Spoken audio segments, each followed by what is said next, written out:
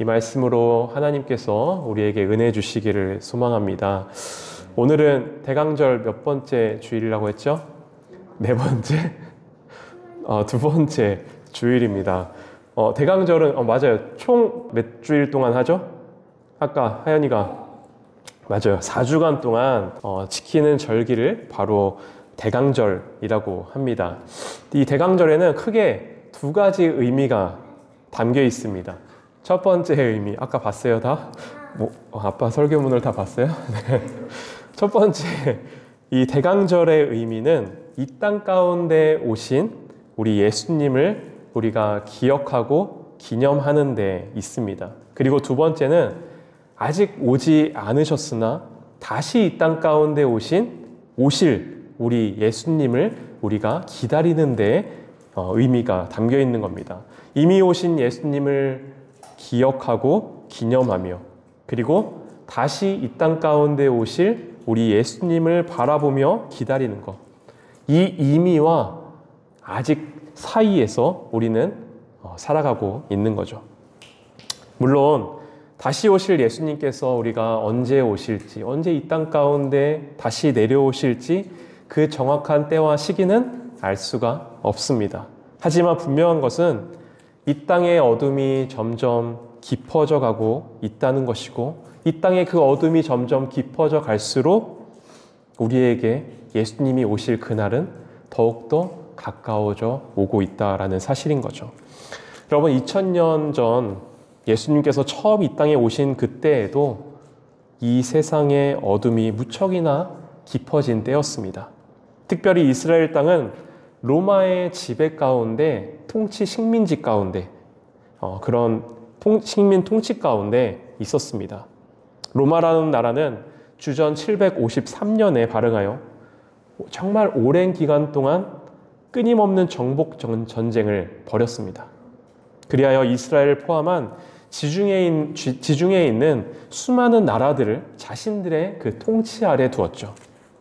그리고 주전 27년에 이르러서는 아우구스투스가 로마의 초대 황제로 등극하게 되었고 이때부터 약 200년간 로마는 일명 팍스 로마라고 불리는 시대를 맞이하게 됩니다. 팍스 로마 무슨 뜻일까요? 바로 로마의 평화라는 뜻입니다. 로마의 평화 시대, 로마의 통치 아래 더 이상 큰 전쟁이 일어나지 않는 그러한 평화의 시대가 이 기간 가운데 열리게 된 거죠. 하지만 여러분, 로마의 이 평화는 어떤 평화입니까?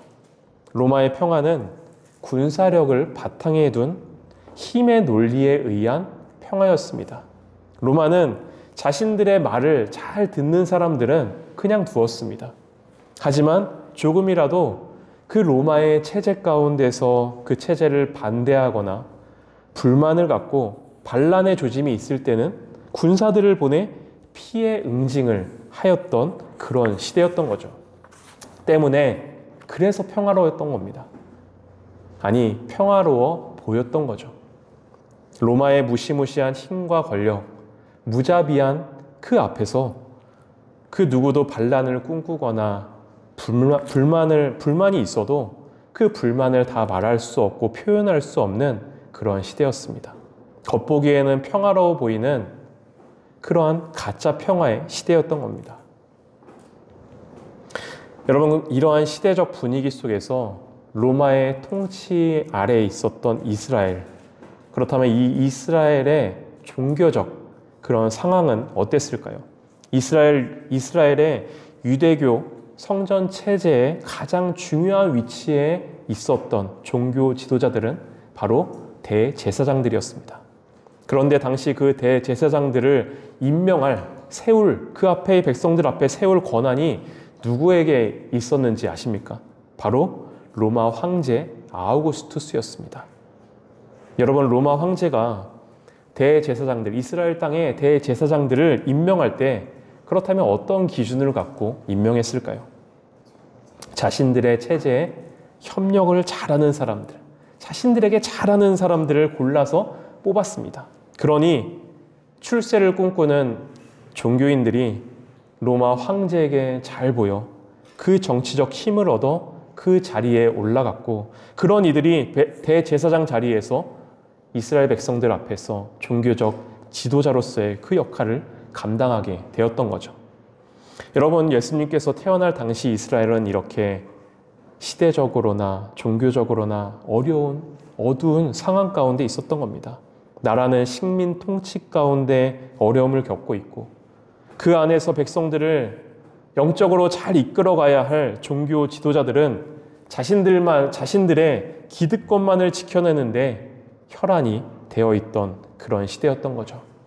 이러한 시대에 그 아래에서 살아가는 수많은 일반 백성들, 아무 힘도 없고 권력도 없고 하루하루 평범하게 살아가는 그 사람들, 또 당시 사회에서 소외되고 어디에도 기댈 것 없었던 이들에게 어느 곳에서 희망을 발견하며 희망을 바라보며 살 수 있었겠습니까?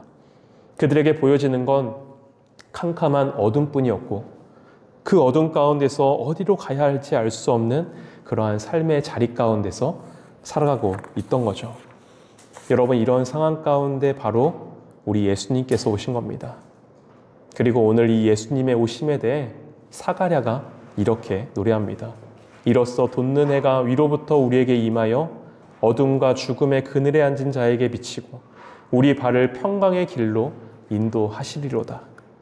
팍스 로마의 평화는 가짜 평화였습니다. 힘의 논리가 지배하는 그러한 평화의 시대였습니다.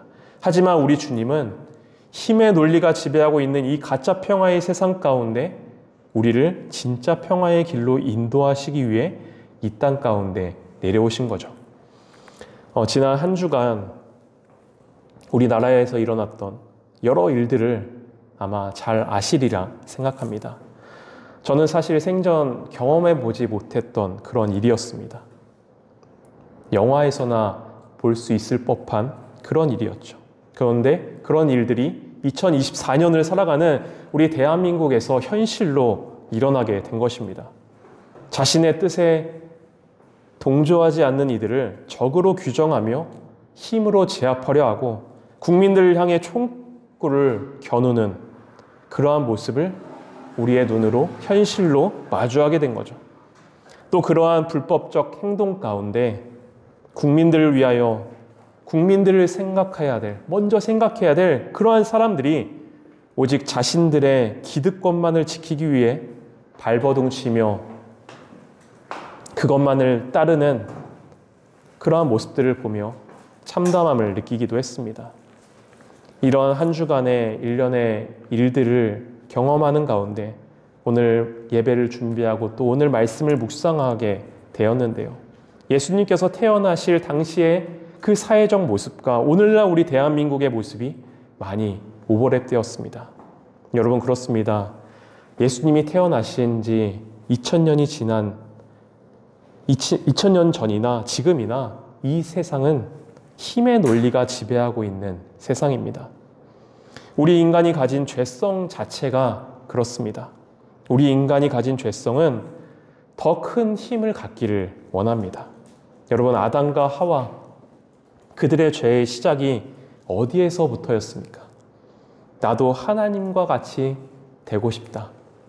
거기서부터 시작된 것 아닙니까? 그래서 내가 내 삶에 내가 하나님이 되어서 하나님이 내 삶의 주인이 아니라 내가 내 삶의 주인이 되어 내가 하나님과 같이 되고 싶다. 내가 그런 힘을, 하나님과 같은 힘을 갖고 싶다. 거기서부터 우리의 죄가 시작된 거죠. 그런데 우리의 그 죄성은 거기서 멈추지 않았습니다. 힘을 가지면요, 나보다 힘없는 사람을 밟고 올라서려는 그러한 성격을 갖고 있습니다. 내가 가진 그 힘으로 나보다 힘없는 자를 억누르고 제압하고 그 위에 올라서려 하는 것이 우리 인간이 가진 본래의 죄성인 겁니다. 여러분, 그래서 아담과 하와 사이에 태어난 가인과 아벨, 하연이 가인과 아벨 알죠? 몰라요? 하율이 알아요? 가인과 아벨? 아담과 하와 사이에 태어난 가인과 아벨 사이에 인류가 시작된 지 얼마 되지 않은 그때 이 둘 형제 사이에 어떤 일들이 일어나요? 바로 살인이 일어납니다. 힘이 강한 자가 힘이 약한 자를 억눌러서 죽이는 그러한 일들이 일어나게 된 거죠. 인간의 죄성은 이렇게 언제나 힘을 갖기를 원하고, 힘을 가진 인간은 그 힘으로 나보다 힘이 약한 누군가를 지배하려고 하는 그런 욕심을 갖게 되는 겁니다. 우리 이 자리에 저희 아내도 있고 또 아이들도 함께 예배를 드리고 있지만, 제가 이틀 전에 아내와 둘이서 이제 식사를 하면서 같이 함께 나눈 이야기가 있습니다. 제가 아내에게 이런 이야기를 했습니다. 아침에 있었던 일들을 떠올리면서, 내가 요즘에 우리 아이들에게, 내 아이들이 이제 내가 말을 할 때 뭔가 말을 듣지 않거나, 또 아이들이 간혹 이제 아이들에게 화가 날 때면 마치 협박을 하듯, 너 그럴 거면 그거 하지 마, 너 그럴 거면 너 거기 가지 마, 그런 말을 자주 하는 것 같다, 그런 이야기를 했었습니다. 물론 제가 이 가정의 가장이기 때문에, 그리고 또 아이들의 아빠이기 때문에 권위를 갖고 또 책임을 갖고 잘못된 것은 잘못되었다라고 말을 할 수 있어야 합니다. 하지만 제가 그 말을 할 때에 제 마음의 감정과 의도를 솔직하고 정직하게 돌아본다면 저는 가장 손쉬운 길을 택했던 겁니다.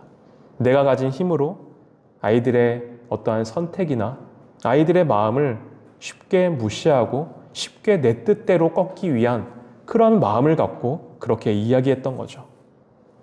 여러분, 우리 모두 그러하지 않습니까? 일상에서 만나는 수많은 사람들과의 그 관계 속에서 의식하든 의식하지 못하든 내가 가진 힘으로 타인의 힘을 억누르려고 하는, 내가 가진 힘으로 나보다 힘이 약한 누군가를 무시하고 지배하고 그 위에 서려고 하는 그러한 모습들이 우리의 삶의 곳곳에 담겨 있는 것이죠. 여러분, 예수님은 자신이 가진 힘을 모두 내려놓으셨습니다. 하나님의 아들이자 신이신 예수님이 자신에게 있는 모든 힘을 내려놓고 이 땅 가운데 오신 겁니다. 인간으로 이 땅에 오신 예수님, 이 땅에서의 그의 발걸음 또한 높은 곳, 힘이 강한 곳, 힘을 얻을 수 있는 곳, 그곳을 향하지 않았습니다. 오늘 말씀에서와 같이 그의 발걸음은 항상 어둠 가운데로 향하였고 죽음의 그늘진 곳으로 향했습니다. 그리고 그곳에서 그들과 함께하며 어둠 가운데 돋아나는 빛이 되어 주셨고, 그늘진 곳에서 다시 일어날 힘이 되어 주셨던 거죠. 자신이 가진 힘을 다른 이들을 지배하고 억압하는 데 사용하는 것이 아니라 다른 이들을 일으키고 섬기며 평화의 길로 인도하는 데 사용하셨습니다. 저는 우리 위드원 교회가 이러한 교회 되었으면 좋겠습니다. 어떻게 하면 우리가 조금이라도 더 큰 힘을 갖게 될 수 있을까? 어떻게 하면 조금이라도 저렇게 높이 올라갈 수 있을까? 거기에 집중하지 않았으면 좋겠습니다. 예수님께서 보여주신 모습처럼 어둠 가운데 있는 이들, 그늘진 곳에 있는 이들, 그들에게 어떻게 우리가 조금 더 다가가 그들과 함께하고 그들과 함께 나누고, 특별히 우리가 서 있는 이 파주 은정 지역에서 어떻게 하면 우리 이웃들과 함께하며 섬기며 나누며 우리의 마음을 친절하게, 우리의 그 사랑을 친절하게 나눌 수 있을까? 그렇게 그것을 고민하며 우리의 힘을 섬기고 나누는데 집중하는 그런 교회 되길 원합니다. 물론 우리 교회가 지난 주부터 시작한 그러한 작은 개척교회이고, 그래서 지금은 우리 이 자리 가운데 우리 가족밖에 예배를 드리고 있지 않는 그러한 부족한 교회입니다. 하지만 저는 두세 사람이 내 이름으로 모인 곳에, 그곳에 분명히 하나님께서 함께 하시고, 그리고 우리가 작게 모이더라도, 작은 힘이 있다 하더라도 교회의 본질이 무엇인지, 하나님께서 정말로 우리에게 원하시는 길, 우리 교회를 바라보며 꿈꾸시는 길이 무엇인지 끊임없이 고민하고 우리 스스로를 돌아보고 한 걸음 한 걸음 더디더라도 그렇게 걸어갈 수 있는 우리 교회 되었으면 좋겠습니다. 그리할 때 우리 교회를 하나님께서 이 땅에 평화를 이루는 귀한 도구로 사용해 주시지 않겠습니까? 여러분, 나아가 우리 각자의 삶의 자리도 그러했으면 좋겠습니다. 힘의 논리에 의해 누군가를 지배하고 또 지배당하는 그러한 우리의 삶이 아니라 우리가 가진 작은 힘으로 우리 삶에 이루어지는 수많은 그러한 모든 관계들 가운데, 우리 가정에서, 우리 직장에서, 학교에서, 우리가 만나는 모든 이웃들과의 관계 속에서 예수님께서 우리에게 주신 이 평화를 이 땅 가운데 이뤄나갈 수 있는 우리의 삶의 모습 되기를 간절히 소망합니다. 우리 함께 찬양하도록 하겠습니다.